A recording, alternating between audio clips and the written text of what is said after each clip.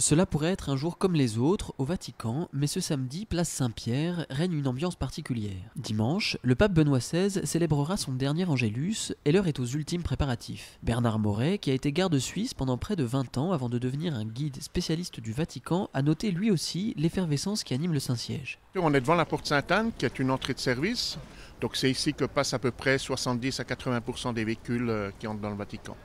Ah oui, c'est clair que tout le monde est beaucoup plus en mouvement agité du fait de cette annonce de Benoît XVI. Ça a été une bombe en quelque sorte dans cette annonce.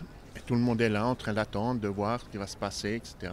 Une attente que les personnes qui travaillent au Vatican vivent dans une certaine nostalgie, voire même un peu de tristesse. Je pense, oui, il y en a beaucoup qui sont tristes, c'est clair, parce que c'est quand même une figure qui, tout doucement, tranquillement, s'est fait apprécier. Déjà avec justement les gardes suisses, la gendarmerie, qui était souvent à côté de lui, les gardes les plus anciens dans leur service, qui étaient là proches de lui. Certainement que là, il y aura une tristesse de le saluer, de partir, ça c'est clair. Bon, il sera quand même toujours là, vu qu'il va être dans les jardins et les gardes vont certainement encore le rencontrer. Mais c'est clair que ce sera quand même un peu différent. Justement, dans le calme des jardins du Vatican, les travaux ont commencé au monastère Mater Ecclesiae.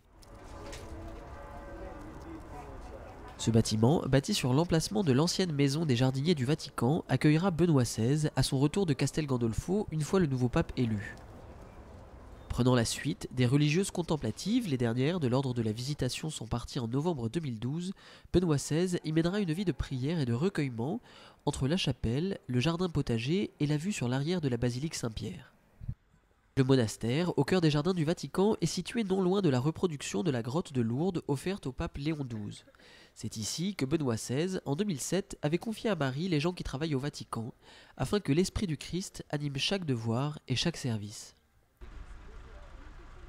Lui, qui venait s'y recueillir régulièrement avec son secrétaire particulier pour y réciter le chapelet, continuera depuis son monastère qui surplombe le palais apostolique à prier pour l'Église.